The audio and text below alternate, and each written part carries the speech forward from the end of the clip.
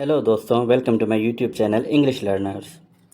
तो आज हमारा फर्स्ट फॉर्मल लेक्चर होने वाला है जो रेनन मार्टिन के चैप्टर 1 द सेंटेंस पे होगा। अब आप लोगों को घबराने की कोई ज़रूरत नहीं है कि मैंने कहा था हम बेसिक से स्टार्ट करेंगे और ये मैं डायरेक्ट सेंटेंस पे कैसे आ गया हूँ। तो ठंडे हो जाएं, टेंशन लेने की कोई ज़रूरत नहीं है। इसका एक पर्पज़ है। पर्पज़ ये है कि आपने देखा होगा, अगर आपने पहले कभी कोई एकेडमी वगैरह ज्वाइन की है तो आपको पता होगा कि वहाँ पे पार्ट्स ऑफ स्पीच पढ़ा के या सेंटेंसेस पढ़ा के छोड़ दिया जाता है।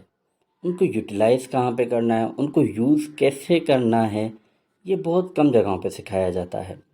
तो आज की ये वीडियो इस पर है कि हम जो आगे हमारे जो अगली वीडियोज़ आएंगी, जो ये लेक्चर ये कोर्स जब हम कंटिन्यू करेंगे तो उसको यूटिलाइज़ कैसे करना है, उसकी फाउंडेशन क्या है, उसका पर्पस क्या है, वो ये वीडियो डिसाइड करेगी। यहाँ ये वो चीज़ है जहाँ पे आपको पहुँचना है। जैसे कि मैंने आपको पहले भी डिस्कस किया है कि पार्ट्स ऑफ स्पीच एक ऐसी चीज़ है, जब हम कोई सेंटेंस या कोई थॉट जब सोचते हैं तो उसका जो एक एक वर्ड होता है वो सेंटेंस का पार्ट परफॉर्म करता है। यानी कि वो यहाँ पे आप पार्ट्स ऑफ स्पीच को पार्ट ऑफ सेंटेंस भी लिख सकते हैं, क्योंकि एक एक वर्ड सेंटेंस का पार्ट होता है। अब मैं आपको पार्ट्स बताता जाऊँ, लेकिन अगर मैं आपको ये ना बताऊँ कि इन पार्ट्स को किस तरीके से कनेक्ट करके कैसे सेंटेंस को स्ट्रक्चर करना है, कैसे अपने थॉट को ऑर्गेनाइज करना है, तो फिर तो फ़ायदा नहीं है। फिर आप देख लें, यहाँ पे बहुत से आपको और भी कोर्सेज मिल जाएंगे। तो जो आज का चैप्टर है वो है the sentence. Let's start. Importance of sentence. Sentences are building blocks of languages, allowing us to express our thoughts, ideas, and emotions. Now just look कि ये जो बिल्डिंग ब्लॉक्स हैं किसी भी लैंग्वेज के, ये आपको हर जगह पे मिल जाएगा, सही समझ जाएंगे आप लोग, लेकिन समझदार ही हैं आप लोग। ये सेंटेंस जब हम सोचते हैं तो हम हिंदी में, उर्दू, पंजाबी, सिंधी या जो हमारी नेटिव लैंग्वेज है उसके अंदर से सोच रहे होते हैं। लेकिन जब हमने उसको इंग्लिश में कन्वर्ट करना हो तो हम उसको जैसा का तैसा कन्वर्ट नहीं कर सकते, हम उसको ट्रांसलेट नहीं कर सकते। हमें हमारे सेंटेंस, हमारे थॉट की मीनिंग को कन्वे करना है। तो उसके लिए चीज़ों को समझना लॉजिकली ज़्यादा ज़रूरी हो जाता है, ना कि सिर्फ रूल्स रटने से। तो understanding how to construct clear and meaningful sentences is essential for effective communication in both spoken and written forms. Now just look, हमें जब कम्युनिकेशन करनी, जब हम थॉट कोई सोचते हैं, जनरेट करते हैं, तो हमारा पर्पस क्या होता है कि उसको हमने कन्वे करना है, कम्युनिकेट करना है, पहुंचाना है। तो उसके दो तरीके होते हैं, या स्पोकन या रिटन। अब स्पोकन तो हम रोज़ ही अपने आसपास लोगों के साथ यूज़ कर सकते हैं। What about written? ये वो चीज़ है जब आप फॉर्मली किसी एग्ज़ाम में बैठे हुए होते हैं, फिर आप थर्ड स्टैंडर्ड के एग्ज़ाम में हो, फोर्थ, फिफ्थ या सिक्स, सेवन्थ, एट, या यूपीएससी, सीएसएस जैसे कॉम्पिटिटिव एग्ज़ाम्स के। लेकिन जो चीज़ सेम रहती है वो होता है कम्युनिकेशन स्टाइल, जो कि रिटन फॉर्म में होगा।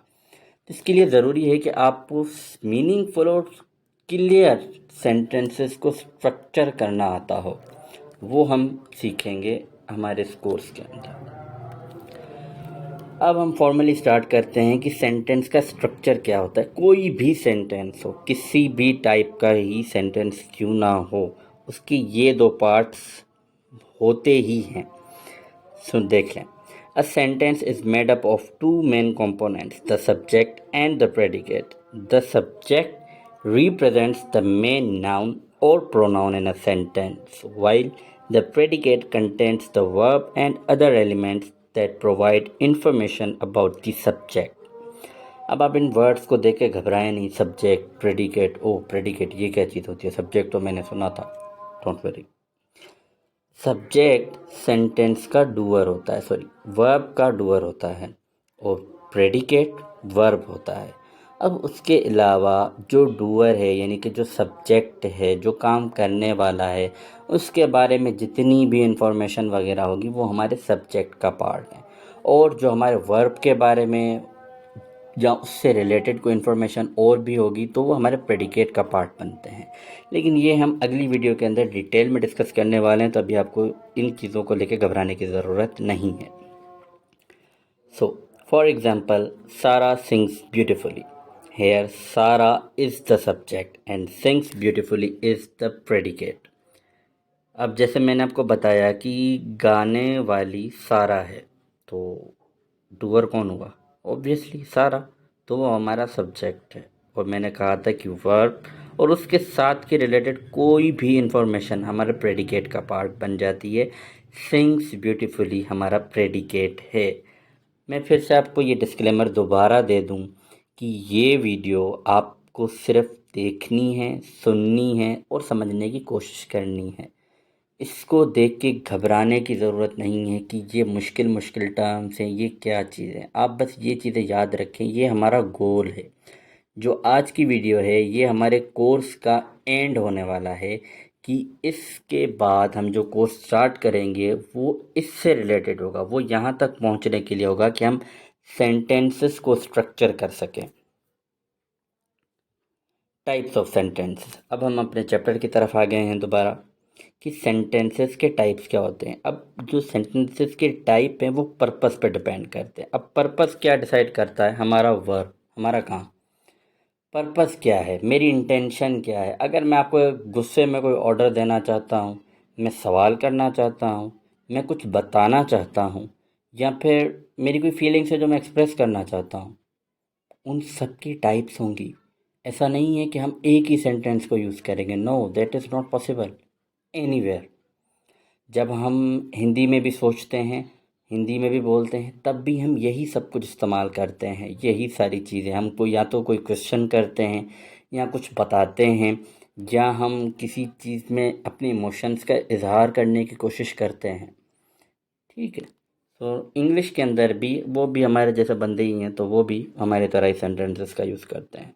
तो सबसे पहली टाइप आ जाती है declarative sentences. It makes a statement or shares information. For example, the sun shines brightly. Declarative sentence, ये एक चीज़ डिक्लेयर करता है, बताता है, इंफॉर्मेशन देता है। अब आप अपने घर पे आए हैं, अपनी अम्मी को कहते हैं कि अम्मी बाहर एक बंदे का सर फूट गया। ये क्या किया आपने? डिक्लेयर किया ना, बताया, इंफॉर्मेशन दी। सिंपल, कोई इसके अंदर झमेला नहीं है, एक सिंपल सी चीज़ है। फिर हमारी जो दूसरी टाइप है वो है interrogative sentences. It asks a question. For example, are you ready for the test? अब ये तो क्वेश्चन मेरा भी आप लोगों से कि आप जिस टेस्ट के लिए प्रिपेयर कर रहे हैं, are you ready for the test? है इंटेरोगेट। अभी अगर आपने सीआईडी देखी है तो आपने ये वर्ड तो बहुत ज़्यादा सुना होगा, इंटेरोगेशन चल रही है, interrogate interrogate interrogate. What is that? Interrogation में क्या होता है? क्वेश्चनिंग होती है, राइट? अब ये तो हम भी अब जब अपनी लैंग्वेज में बोलते हैं, हिंदी में बोलते हैं, उर्दू में बोलते हैं, जिस भी लैंग्वेज के अंदर बोल रहे होते हैं, तो हम सेंटेंस ये इंटेरोगेटिव भी बोलते हैं। हम इंटेरोगेशन करते हैं, हम सवाल करते हैं। ख़ासतौर पे बच्चे तो बहुत ज़्यादा सवाल करते हैं कि मम्मी ये क्यों है, पापा वो क्यों है, वगैरह वगैरह। या आप भी सोच रहे हैं कि आप अपने घर पे आए हैं और अपनी अम्मी से पूछते हैं, अम्मी खाने में क्या पका है? That's a question mostly asked in India कि खाने में क्या पका है। अब ये आपने क्या किया? इंटेरोगेट किया ना, आपको एक आंसर मिलेगा। आपने इंटेरोगेशन की कि क्या पका है। दैट्स दैट, ये भी एक सेंटेंस की टाइप होती है। फिर थर्ड हमारे पास टाइप आ जाती है इम्पेरेटिव सेंटेंसेस। अब ये तो हम खास तौर पे अपने जो छोटे बच्चे होते हैं उनको बोलते हैं या फिर बड़ों को बोलते हैं। खैर, इट गिव्स अ कमांड और instruction. For example, please close the door quietly. अब आप रुकें, समझें इम्पेरेटिव सेंटेंस। ये चीज़ें बहुत कम समझ में आती हैं लोगों को। इम्पेरेटिव सेंटेंस क्या होता है? ये है कोई कमांड देना या कोई इंस्ट्रक्शन देना, या मतलब किसी को कोई चीज़ बोलना कि तुम ऐसे करो। इसके अंदर हम हमारा हमारा सब्जेक्ट को मेंशन नहीं करते। ये हम खास तौर पे उन्हीं लोगों के साथ बोलते हैं जो हमारे सामने बैठा हुआ हो। हम उनको ही बोलते हैं जो सब्जेक्ट अंडरस्टूड होता है, यानी काम करने वाला अंडरस्टूड। हम डायरेक्ट बात करते हैं कि भाई ये काम कर दो तुम। आप बैठे हो, बाहर से कोई आ रहा है और आपने उसको बोला है दरवाज़ा ज़रा आराम से बंद करना। अब ये क्या किया आपने, उसको इंस्ट्रक्ट किया, उसको बताया कि काम कैसे करना है, कैसे दरवाज़ा बंद करना है, ये आपने उसको बताया। Please close the door quietly. बच्चे सो रहे होंगे, आप बोलोगे यार आराम से। ये हम अपने डेली रूटीन में ये सेंटेंसेस भी इस्तेमाल करते हैं।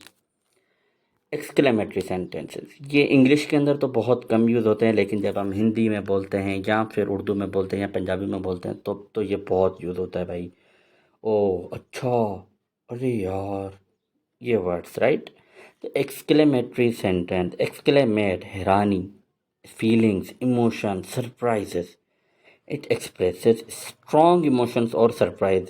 For example, what a beautiful sunset. अभी आप बीच पे चले गए, वहाँ पे आपने सन को डूबते हुए देखा तो ओ हो, यही बोलते हैं ना, वाओ, व्हाट्स दैट। ये एक्सक्लेमेट होता है, ये फीलिंग होती है, ये स्ट्रॉन्ग इमोशन होता है, उस वक्त हम फील कर रहे होते हैं, उसको एक्सप्रेस करते हैं।